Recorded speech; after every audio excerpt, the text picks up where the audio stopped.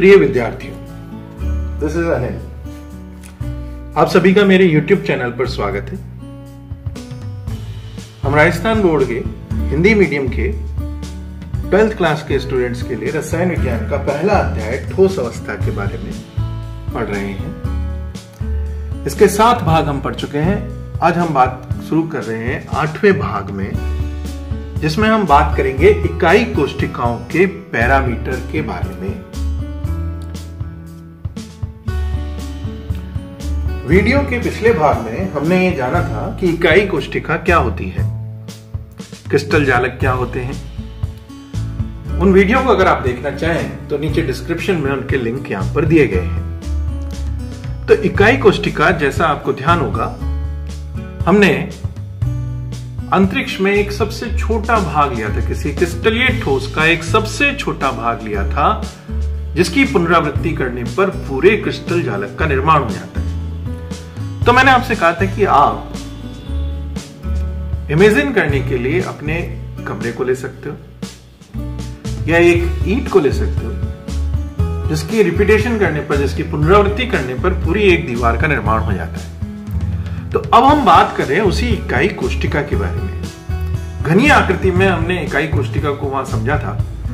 इस प्रकार से हमने उसकी स्ट्रक्चर बनाई थी कि एक घन है, सही है, एक घन के रूप में इकाई कोष्ठिका में बना रहा हूं। तो ये इकाई कोष्ठिका है, घनीय आकृति में हम ले रहे हैं। तो इस प्रकार से इस घनीय इकाई कोष्ठिका में हम इसके पैरामीटर्स के बारे में पढ़ेंगे। तो हमने ये घनीय संरचना का निर्माण किया, ये घनीय संरचना बन गई। अब इस घनीय संरचना में आप देखिए कि 3 अक्ष होते हैं, लंबाई, चौड़ाई और ऊंचाई। 3 अक्ष होते हैं।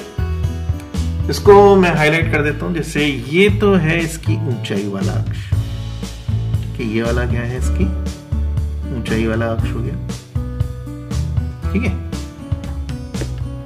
ये इसकी चौड़ाई होगी, इस घनीय इकाई कोष्ठिका की ये क्या होगी, चौड़ाई होगी। ये इसकी मान लो लंबाई होगी। तो ये 3 अक्ष है। तो किसी भी घनीय आकृति को या इस तरह की आकृति को समझाने के लिए अंतरिक्ष में हम 3 अक्ष लेते हैं, एक्स, वाई और जेड के रूप में अपन इनको दिखाते हैं। तो यहां ठोसों में ये जो लंबाइयां हैं, जिनके आधार पर ज्यामिति निर्धारित होती है, इनको हम ए, बी और सी से प्रदर्शित करते हैं। इनको हम किससे प्रदर्शित करेंगे? इनको हम ए, बी और सी से प्रदर्शित करेंगे।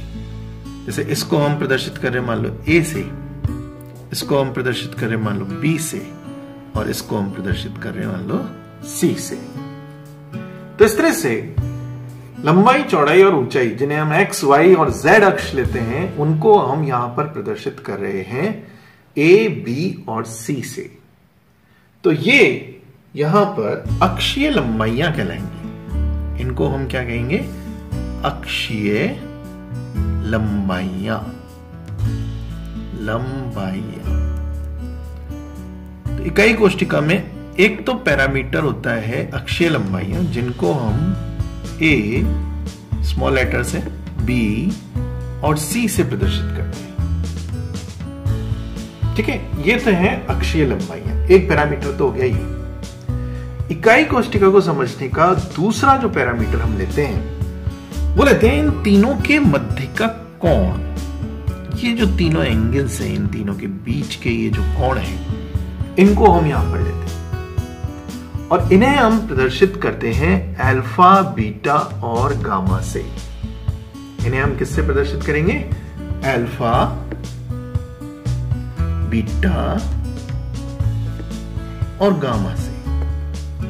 ये कहलाते हैं अंतर अक्षीय कोण। ये क्या है? दूसरा जो पैरामीटर है वो है अंतरा अक्षीय कोण। ये अंतरा अक्षीय कोण के नाम से है। इनको हम अल्फा, बीटा और गामा से प्रदर्शित करेंगे। ये अल्फा और बीटा और गामा से प्रदर्शित किए जाते हैं। तो ये एक घनीय ज्यामिति है, घनीय ज्यामिति को आप समझ रहे हो तो जैसे इसमें आप देख रहे हो ए, बी और सी, इसकी लंबाई, चौड़ाई, ऊंचाई ये बराबर होती है, तो ए इजिकल टू बी कहलाएगा, बी इजिकल टू सी कहलाएगा। इसमें सारे एंगल भी कैसे होते हैं, 90 डिग्री के होते हैं। तो इसमें alpha is equal to beta होगा, beta is equal to gamma होगा, इजिकल टू 90 डिग्री होगा। तो ये एक हमारी घनीय ज्यामिति है। जैसे किसी क्रिस्टल में मान लो कैसी ज्यामिति है, घनीय क्यूबिक है।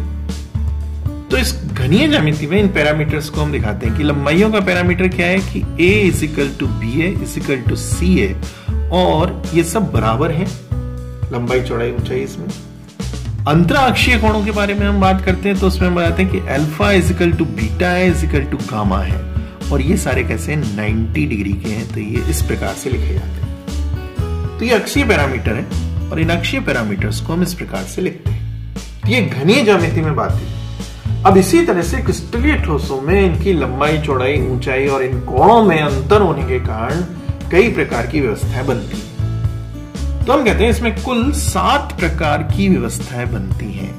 अंतरिक्ष में 7 प्रकार की व्यवस्थाएं देखी गई हैं जिनमें कि अक्षीय पैरामीटरों में भिन्नता प्रदर्शित करते हैं। ये जो 7 प्रकार हैं इन्हीं को हमने 7 क्रिस्टल समूह कहा है। 7 क्रिस्टल समूह कहा है। तो इन 7 क्रिस्टल समूह में क्या है, लंबाई, चौड़ाई, ऊंचाई में अंतर होगा या कोण में अंतर होगा, यानी किसी न किसी चीज में अंतर होगा।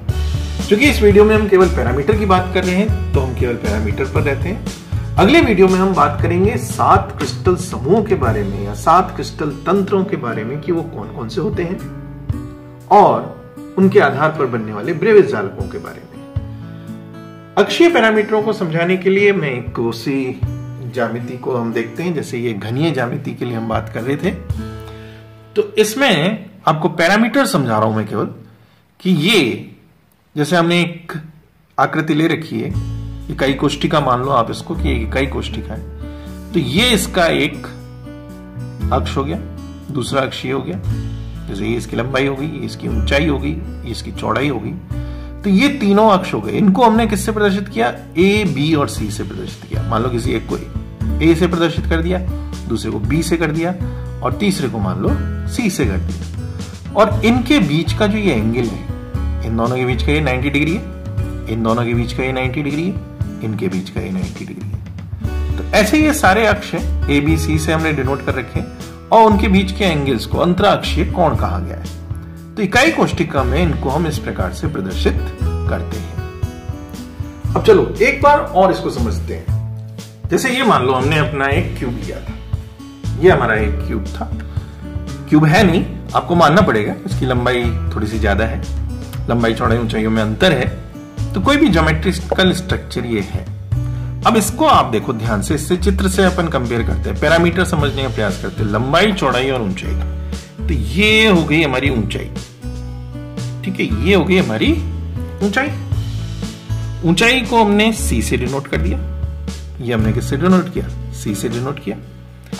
दूसरी ये हो गई इसकी चौड़ाई, देखो ये वाला एक्सिस बन गया, ये चौड़ाई वाला हो गया। इसको हमने किससे, बी से डिनोट किया था, ये हमने बी से डिनोट कर दिया। और ये हो गई इसकी